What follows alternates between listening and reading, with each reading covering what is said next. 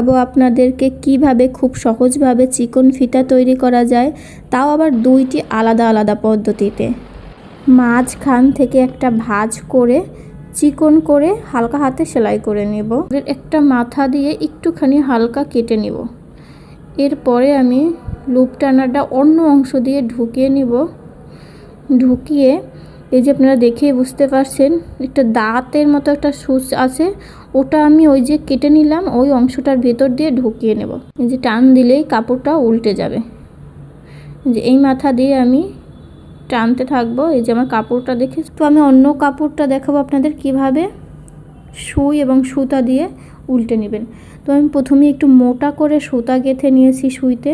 এখন সুইটা কাপড়ের সাথে আটকে নেব। নিয়ে সুইয়ের উল্টো অংশটা আমি কাপড়ের ভিতর দিয়ে ঢুকিয়ে দেব। যে ঢুকিয়ে সুইটা বের করে নেব। হাত দিয়ে ডলে ডলে টেনে ভিতরের দিকে নেওয়ার চেষ্টা করব। তো এটাও খুবই সহজ পদ্ধতি। এই যে দেখুন আমার কাপড়টা কিন্তু ভিতরের দিকে চলে গেছে। আস্তে আস্তে করে টানলে কিন্তু হবে না, জোর দিয়ে টানতে হবে। তো এই পর্যায়ে টেনে টেনে নিব। এই যে আমার দুটো লুপ টার্নারই দুটো পদ্ধতিতে তৈরি করা হয়ে গেছে। তো আপুরা আপনাদের ভিডিওটি কেমন লাগলো জানাবেন এবং